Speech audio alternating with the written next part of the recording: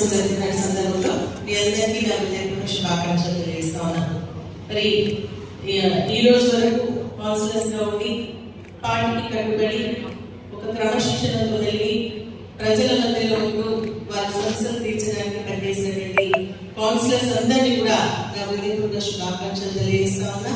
మరి మన సేవల గురించి పార్టీ తరఫున మరి మన జిల్లా హెడ్ క్వార్టర్ లో మీ అందరూ కూడా సన్మాన కార్యక్రమాన్ని చేపట్టాలని ఆలోచనతో చేసినటువంటి మన పద్మాదేవి రెడ్డి గారిని కూడా మనస్ఫూర్తిగా అభినందిస్తా ఉన్నాను. పార్టీ తప్పకుండా మీ అందరికి అండగా ఉంటుంది అని చెప్పేసి మళ్ళీ మీరు ఉన్నతమైనటువంటి స్థానాలకి రావాలనే ఒక లక్ష్యంతో మళ్ళీ మీ బాధ్యతను గుర్తు చేస్తూ ఈ రోజు మీరు అందించినటువంటి సేవలకు గుర్తింపుగా ఈ రోజు ఇక్కడ సన్మానం జరుగుతారు. ఇప్పుడు పద్మాగారు చెప్పినట్టుగా మరి ఈ రోజుతో మీ పని అయిపోయింది. ఇప్పుడు వచ్చినప్పుడు కూడా మా కౌన్సిలర్స్ కి కారణం చెప్పడం జరిగింది. అంటే మీ పని అయిపోయింది, 10 అయిపోయిందని చెప్పేసి ఉండదు, 10 వస్తున్నాయి పోతున్నాయి. కానీ మనం చేసినటువంటి సేవలు తప్పకుండా ఎప్పుడు మనకు గుర్తింపు ఇస్తూనే ఉంటాయి, మళ్ళీ అవకాశాలు కల్పిస్తూనే ఉంటారు. కాబట్టి మీరు ప్రజల మధ్యలో ఉండండి, తప్పకుండా మళ్ళీ విజయం మనదే అని చెప్పేసి కూడా వారికి చెప్పడం జరిగింది. కాబట్టి ఈ రోజు నిజంగా లలిత పాఠశాల మాట్లాడి మంచి మాట్లాడింది. ఎందుకంటే కేసీఆర్ గారి నాయకత్వంలో మనం ఎన్నో చేస్తున్నాం, రాష్ట్రాన్ని సాధించుకున్నాం, అభివృద్ధి పదంలో ఉంటున్నాం, సంక్షేమ పదంలో ఉంటున్నాం. అయినప్పటికీ కూడా కాంగ్రెస్ పార్టీ చేసినటువంటి మోసపూరితమైనటువంటి వాగ్దానాలతో మరి గద్దెకెక్కడం జరిగింది.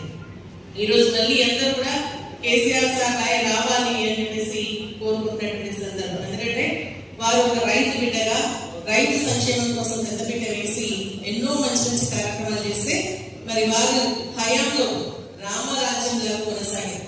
రైతులతో కూడా సుభిక్షమైన ప్రాంతం అంతా శస్యశ్యామలమైంది. వాటిని విపరీతంగా పండించి రైతులు ఒక గౌరవంగా ఉండే విధంగా కేసీఆర్ గారి నాయకత్వంలో జరిగితే ఈ రోజు మరి కాంగ్రెస్ పార్టీ పాలనలో ఒక రాక్షస పాలన కొనసాగుతా ఉంది. ఎందుకంటే ఒక పక్ష ఉండాల్సిన అవసరం ఉంది. మళ్ళీ మనం అనుకున్నట్టు అందరూ మాట్లాడినట్టు పెద్దలంతా చెప్పినట్టుగా తప్పకుండా మళ్ళీ కేసీఆర్ గారి నాయకత్వంలో మళ్ళీ మన రాష్ట్రంలో మన బీఆర్ఎస్ పార్టీ జెండా రెపరెపలాడుతుంది అని చెప్పేసి కూడా అంతా అంటే ఇంత తక్కువ సమయంలో ఇంత వ్యతిరేకత వచ్చినటువంటి ప్రభుత్వం దేశంలో ఏది ఉండదు అనుకుంటా. మరి అదేవిధంగా ఇన్ని సంవత్సరాల నుంచి మన రాష్ట్రం దేశం ఏర్పడినప్పటి నుంచి స్వతంత్రం వచ్చినప్పటి నుంచి కూడా తక్కువ సమయంలో ఇన్ని తిట్టినటువంటి ముఖ్యమంత్రి కూడా ఎక్కడ లేకుండా స్పర్శ రాకుండా కాబట్టి మన ఎండగాలుగా మనకు చిన్న చిన్న మనస్పర్ధలు ఉంటుండొచ్చు, కానీ వాటన్నిటి కూడా పక్కన పెడతాం. మనందరి ధ్యేయం మనం ఉన్నటువంటి చెట్లు కాపాడుకోవాలి. మన చెట్లు మహావృక్షం కేసీఆర్ గారు నాయకత్వంలో వారి నీడను మనం ఉండాలి అంటే మనకు ఉన్నటువంటి చిన్న చిన్న పొరపాటుని పక్కన పెడతాం. మనందరం కలిసి ఐక్యంగా ముందుకెళ్దాం. మళ్ళీ బీఆర్ఎస్ పార్టీ స్థానిక సంస్థ ఎన్నికల్లో మళ్ళీ బీఆర్ఎస్ పార్టీ జనజలాడగా మనమందరం కూడా కృషి చేద్దామని చెప్పేసి తెలియజేస్తూ పనిచేసేటువంటి వాళ్ళకు తప్పకుండా గుర్తింపు వస్తుంది. ఈ రోజు మళ్ళీ రిజర్వేషన్స్ అనుభవించి మీరందరూ మళ్ళీ రావాలని చెప్పేసి మనస్ఫూర్తిగా కోరుకుంటున్నా. అదేవిధంగా రానటువంటి వాళ్ళు కూడా మళ్ళీ కార్యక్రమంలో ఇంకేమైనా ఉంటే తప్పకుండా ఇస్తాం.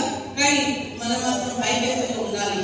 మనం మాట్లాడితే కేసీఆర్ పెట్టాలి, లోపలయ్యాలి, ఆపోజిషన్ మీద లేకుండా చూసుకోవాలి. కేసీఆర్ అనే మాట ఎక్కడికి వినపడదు అని విధంగా ఆ ధోరణితో ఈ రోజు కాంగ్రెస్ పార్టీ కొనసాగుతుంది తప్ప ఒక ముఖ్యమంత్రి గాని ఒక మంత్రి గాని మనకు ఉన్నటువంటి సబ్జెక్ట్స్ ఏంటి, మనకు ఉన్నటువంటి పోర్ట్ఫోలియోలు ఏంటి, దాన్ని ఏ విధంగా బాగా చేయాలా, దాని సంక్షేమాన్ని ఏ విధంగా ప్రజలకు అందించాలనేటువంటి లక్ష్యం ఏ ఒక్కరిలో కూడా లేదు అనేది మన గ్రామ సభలు స్పష్టంగా అర్థమైంది. గ్రామ సభలు పెడుతున్నారు, ఎవరు సజెషన్స్ ఇస్తున్నారు మనకైతే తెలియదు, కానీ ఆ సజెషన్స్ అన్ని కూడా తప్పే, అడ్వైస్ ఇచ్చేటువంటి తప్పిస్తారు.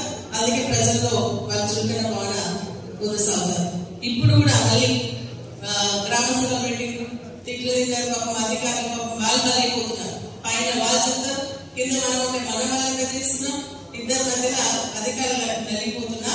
మరి ఈ రోజు ఏంటంటే మళ్ళీ మోసం చేయడానికి కంకణ వదిలే ముందుకు వస్తున్నారు. రేపు సర్పంచ్ ఎలక్షన్స్, సర్పంచ్ అయిపోయింది, ఎంపీటీసీ అయిపోయింది, జెడ్పీటీసీ అయిపోయింది, ఈ రోజు కౌన్సిల్స్ అయిపోతున్నాయి, ఇంకా 2 నెలలైతే మన పిఎస్ఎస్ కూడా అయిపోతుంది. సో వీటన్నింటినీ దృష్టిలో పెట్టుకుని మళ్ళీ అధికారంలోకి రావాలంటే మళ్ళీ అరిచేతితో సర్వం చూపించాలి. ఆ చూపించాలంటే మళ్ళీ ఈ యొక్క దరఖాస్తుల స్వీకరణ, మళ్ళీ గ్రామ సభలు, మళ్ళీ ఇప్పుడు ఏమంటారు ఈ ఈ రోజు ఒక్క గ్రామాన్ని ఎంపిక చేసి ఆ గ్రామంలో అందరికీ అందిస్తామని చెప్తున్నారు. మార్చ్ వరకు అన్ని కంప్లీట్ చేస్తామంటున్నారు. మళ్ళీ ఎలక్షన్స్ అంటే ఇది ఇస్తారు, ఎలక్షన్ నోటిఫికేషన్ ఎలక్షన్ పెట్టి ఎలక్షన్ అయిపోయినా దాటేసేటువంటి కార్యక్రమం చేస్తారనేది మనం ప్రజలను బాగా తీసుకెళ్లాల్సినటువంటి అవసరం ఉంది అని చెప్పేసి కూడా నేను భావిస్తా ఉన్నాను. కానీ ఈరోజు కాంగ్రెస్ పార్టీ ఏం చేస్తుందని అందరికీ తెలిసిందే.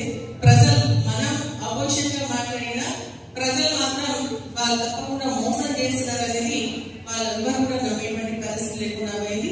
మనం అందుకనే ఇంకా కూడా ప్రజల మధ్య ఉండాల్సినటువంటి అవసరం ఉంది. మరి మున్సిపాలిటీస్ కానీ గ్రామ పంచాయతీ కానీ ఎన్ని ఒక్క రూపాయి కూడా ఇంతవరకు వాళ్ళు ఇచ్చినటువంటి పాపన ఇవ్వలేదు. ఆ రోజు కేసీఆర్ జరుగుతున్న సందర్భంలో మీ అందరికీ శుభాకాంక్షలు తెలియజేస్తా ఉన్నాను. మరి ఈ రోజు వరకు